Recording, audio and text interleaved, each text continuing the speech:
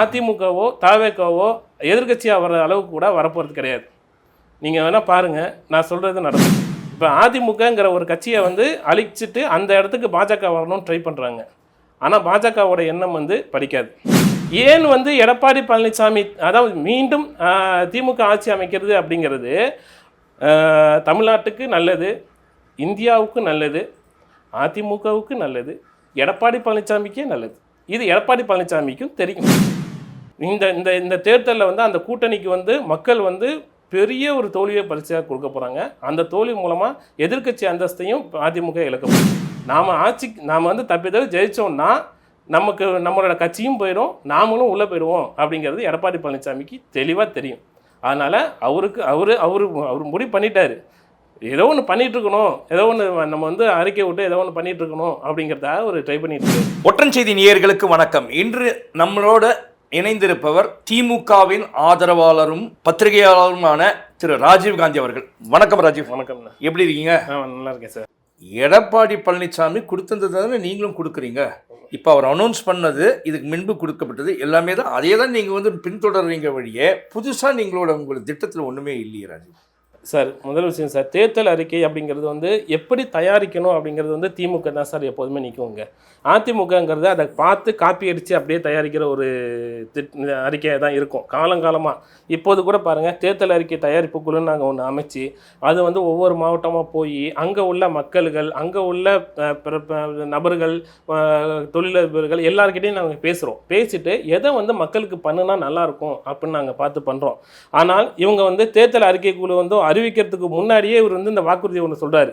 சரியா? இதே எடப்பாடி பழனிசாமி தான் நம்ம 1000 ரூபா கொடுக்குறோன்னு சொன்னப்போ, தேர்தல் அறிக்கையில் சொன்னப்போ இது சாத்தியமே இல்லை அப்படின்னு சொன்னவர். இப்போ அவசரமாக சொன்னதுக்கு காரணம் என்னென்னா, சொல்லியிருப்பாங்க 2000 ரூபா அனௌன்ஸ் பண்ண போகிறாங்க டிஎம்கேல எப்படியா இருந்தாலும், அதனால் நீங்கள் வந்து இதை முன்னாடியே அனௌன்ஸ் பண்ணுங்கள் அப்படின்னு சொல்கிறாங்க. சரிங்களா? இது வந்து என்னென்னா, ஒரு டாக்டர் ஆப்ரேஷன் பண்ணுறதுக்கும் வார்டு பாய் ஆப்ரேஷன் பண்ணுறதுக்கும் டிஃப்ரெண்ட் இருக்குது. சொல்லலாம் வார்டு பாய் வெளில போய் நானும் ஆப்ரேஷன் பண்ணுவேன், பார்த்துட்டேன், அதனால் நான் ஆப்ரேஷன் பண்ணுவேன்ட்டு. ஆனால் யார் ஆப்ரேஷன் பண்ணுவாங்கங்கிறது ஒன்று இருக்குது. செயல்படுத்தி அதை வந்து நிறைவேற்றி காமிச்சவர் வந்து தலைவர் மு.க. ஸ்டாலின் அவர்கள் தான். அதில் வந்து நிற்கவே முடியாது, எடப்பாடி பழனிசாமியால் நிற்க முடியாது. நாளைக்கு வந்து இவங்க வந்து நேற்றே சொல்லிட்டாரு திண்டுக்கல் சீனிவாசன், ஆமாம் எங்களுக்கு டெல்லி ஆண்டா என்ன, உங்களுக்கு என்ன, தமிழ்நாடு வர்சஸ் டெல்லி தான், டெல்லி வந்து தான் எங்களை ஆட்சி பண்ணுது அப்படின்னு சொல்கிறாரு. சரிங்களா? அப்போ நாளைக்கு பாஜக வந்து நிறுத்த சொன்னால் மகளிர் உரிமை தொகை இவங்க நிறுத்திடுவாங்க. அந்த பக்கம் பாருங்கள், தாவேக்கல அதுக்குள்ளேயே வந்து மகளிர் உரிமை தொகையை தியாகம் பண்ணுறதுக்கு தயாராக இருக்கணும்னு சொல்லிட்டு இருக்காரு. அங்கே உள்ள ஒரு பொருளாதார நிபுணராக, ஒரு IRS ஆஃபீஸராக அதுக்குள்ளே வந்துட்டு எது வந்து மக்களோட முக்கியமான திட்டமோ அதையே அவங்க எதிர்பார்த்து சொல்கிறாங்க அப்படின்னா அதுக்குள்ளேயே. அப்போ இவங்கெல்லாம் என்ன நினப்பில் இருக்காங்கன்னு தெரியலை. ரெண்டாவது சார், எடப்பாடி பழனிசாமி ஆட்சிக்கு வரமாட்டார் அப்படிங்கிறது அவருக்கும் தெரியும், பாஜகவுக்கும் தெரியும். நீங்கள் எடுத்துக்கிட்டிங்கன்னா பாஜக எப்போதுமே என்ன பண்ணோம், பட்ஜெட்டில் வந்து அந்த வருஷத்துக்கு எங்கெங்கெல்லாம் எலெக்ஷன் வருதோ அதுக்கெல்லாம் ஸ்கீம்ஸ் அதிகமாக அனௌன்ஸ் பண்ணி ஃபண்டு ஒதுக்குவாங்க. ஆனால் இந்த முறை பார்த்தீங்கன்னா பட்ஜெட்டில் வந்து தமிழ்நாட்டுக்கு முட்டை தான் கொடுத்துருக்காங்க திரும்பவும். ஏன்னா அவங்களுக்கு தெரியும் தமிழ்நாட்டில் நம்ம என்ன பண்ணாலும் அங்கே ஆட்சியை பிடிக்க முடியாது அப்படின்னு. இப்போ என்ன இந்த SIR அது எது மூலமாக வேணால் ஆட்சியை பிடிக்கிறதுக்கு வேணால் ட்ரை பண்ணலாம். ஆனால் அப்படியே ட்ரை பண்ணாலும் அந்த ஆட்சி வந்து எப்படி திரும்ப மாறும். இப்போ பாஜகட்ட போய் ஏதோ கரும்பு மிஷினில் வந்து கையை தான் கொடுத்துருந்தார் முன்னாடி, இப்போ தலையே கொடுத்துட்டாரு எடப்பாடி பழனிசாமி. முழுக்க அவங்க வந்து திரும்ப சொல்லிட்டு இருக்காங்க என்டிஏ ஆட்சின்னு தான் சொல்கிறாங்களே தவிர அதிமுகவோட தலைமையிலான கூட்டணிங்கிறத அவங்க சொல்லலை. எடப்பாடி பழனிசாமி தான் சிஎம் அப்படிங்கிறத அவங்க அமித்ஷாவோ இல்லை பாஜகவை சேர்ந்தவங்களோ இது வரைக்கும் சொல்லலை. எடப்பாடி பழனிசாமி சிஎம்.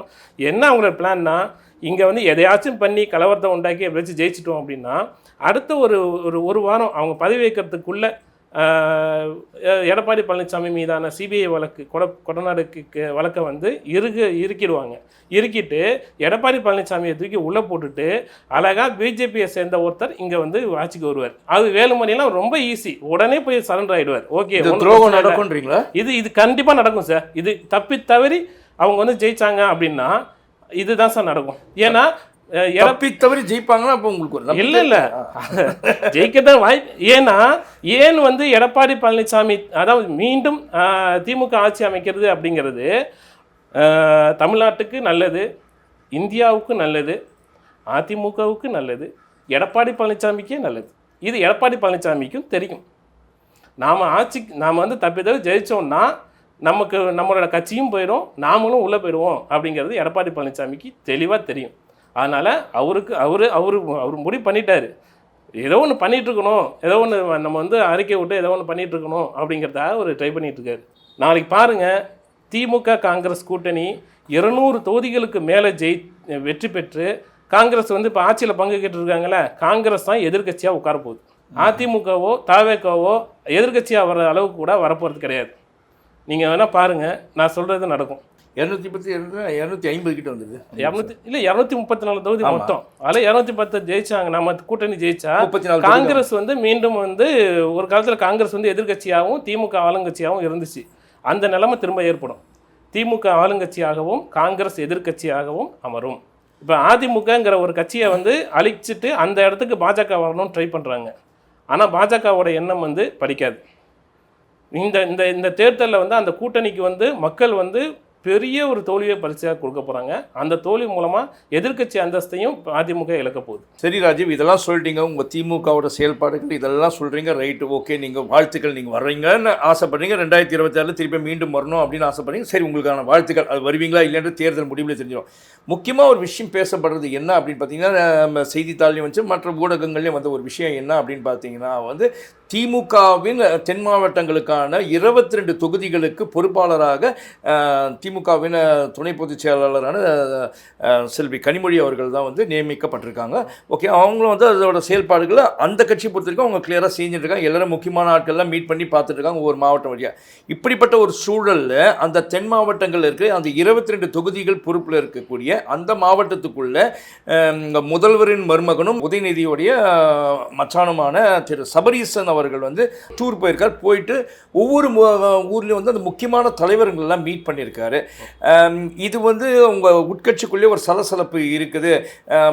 கனிமொழியை வந்து அழுத்திட்டு சபரீசனை வந்து அங்கே வளர்க்க பார்க்குறாங்க. இவ்வளோ நாள் பிஹைண்ட் த ஸ்க்ரீன்லேருந்து இப்போ வந்து ஃப்ரண்ட் ஆஃப் த ஸ்க்ரீனுக்கு வராரு அப்படின்றாங்க. அதை பற்றி உங்களோட கருத்து என்னங்க சார்? முதல் விஷயம் சார், ஒரு ஒரு மாவட்டத்துக்குள்ளேயோ ஒரு மண்டலத்துக்குள்ளேயோ ஒருத்தவங்க போய் அங்கே உள்ள இதை வந்து கட்சியோட நடவடிக்கைகளை வந்து துரிதப்படுத்துறதுனால மட்டுமே அவங்க வந்து அந்த இடத்துக்கு ஒருத்தவங்களுக்கு மண்டலம்னு ஒதுக்கியிருக்காங்கிறதுனால அவங்களுக்கே டோட்டலாக அப்படிங்கிறது இது ஒரு ஜனநாயக இயக்கம் சார். இது ஜனநாயக இயக்கம். ரெண்டாவது, நீங்கள் குறிப்பிடுற மாப்பிள்ளை சார் அவர்கள் பெண் அப்படிங்கிற ஒரு தேர்தல் வியூக நிறுவனம் நடத்திட்டு இருக்காங்க.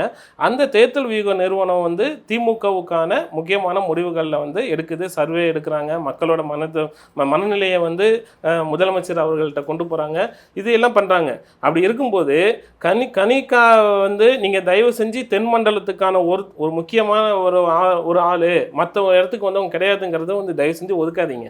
அவங்க வந்து தமிழ்நாடு முழுமைக்கான ஒரு துணை பொதுச் செயலாளர் எங்கள் கட்சியில். சரிங்களா? இப்போ கூட தஞ்சாவூரில் வந்து வெல்லும் தமிழ் பெண்கள் மாநாடு பண்ணோம். அது வந்து எவ்வளோ கட்டுக்கடங்காத கூட்டம் அது. அந்த கூட்டத்தில் வந்து அக்கா வந்து அந்த வாழை வந்து பிடிக்கிறாங்க, தலைவர் பிடிச்சி கொடுக்குறாங்க, அதை நல்லா உயர்த்தி பிடி அப்படின்ட்டு.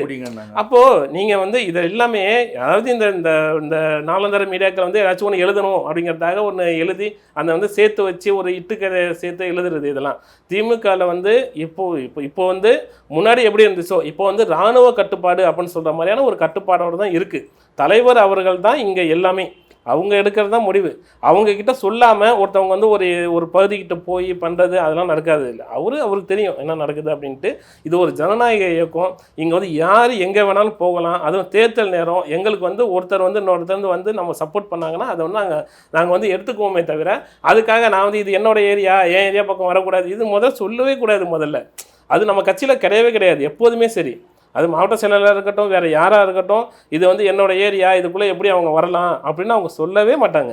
ஏன்னா இவங்க துணை பொதுச் செயலாளர், அவர் வந்து ஒரு வியூக நிறுவனம் நடத்திட்டுருக்காங்க. அந்த கட்சிக்கான வியூக நிறுவனத்தோட தலைவர் அவர் போகிறதுல என்ன தப்பு இருக்குது? அது வந்து எங்களுக்குள்ளே எந்த விதமான இதுவும் இல்லை. எழுதுகிறவங்க பேசுகிறவங்க பேசிக்கிட்டே தான் இருப்பாங்க. அதை பற்றி நம்ம கவலைப்படுற மாதிரி இல்லை. அவர் பெண் மீடியா சார்பாக தான் போயிருக்கார் வழியே திமுகவில் ஒரு முக்கிய பிரமுகராக போகல.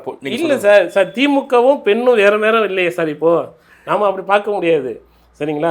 அவங்க போயிருக்காங்க, அவங்களோட வியூகம் என்ன, அங்கே போய் என்ன, அவங்களோட எண்ணங்கள் என்ன அப்படிங்கிறத அவங்க கேட்டு வந்திருக்காங்க, தெரிஞ்சுட்டு வந்திருப்பாங்க.